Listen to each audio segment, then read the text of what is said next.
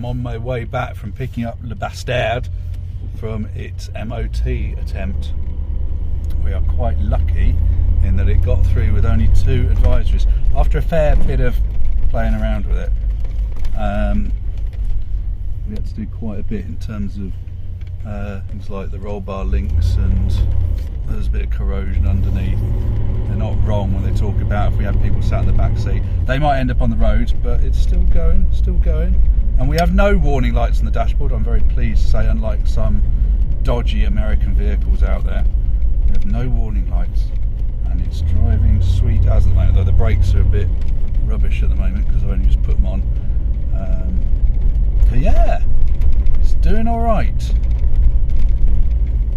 It's a lot higher than the car I'm used to because it's got a ridiculous lift in it.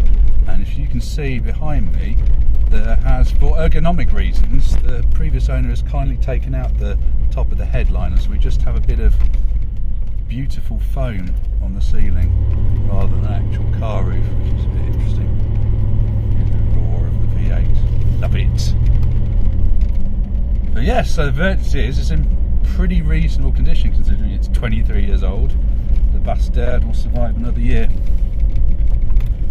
Look at where the hell I'm going. It's a little bit stinky. I have got a grand plan to solve that with a big can of new car air scent. Now I reckon if I dump enough of that in here, it won't smell like the old wet dog it kind of is. So we shall try that out later. One of the big problems I've got at the moment is that it's got no head unit in it, so there's no car stereo.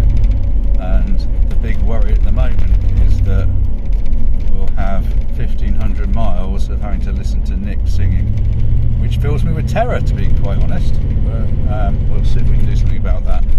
So I've got a few websites I'm looking at to try and see what we can do, get a cheap car stereo for it. Yeah.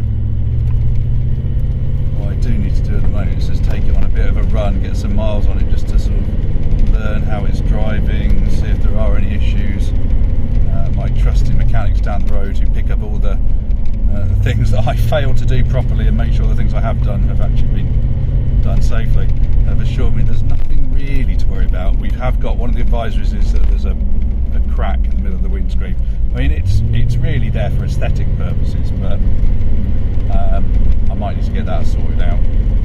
So I should find out how we go about doing that. The rear seats now lock into place, so we have lost the ability to catapult the rear passengers through the windscreen, which I'm slightly sad about. And the other advisory was a tiny bit of corrosion in the back. Nothing to really worry about. Where am I going? I think it's this way. So yeah. Another minor drawback is we only have one key for this car, so I need to try and get one cut somehow. I'm assured there is a nice man with a mobile van who will come around and cut me a key from dubious eBay sourced parts, which will probably do us. I don't really want to take it up to Scotland with just one key. We'll end up getting laughed at by the Gucci boys when we lose it, so not having that. But yeah, it's driving alright at the moment. Having driven it the last time with no battery connected, so I had to steer it without the power on, which means there's no power steering.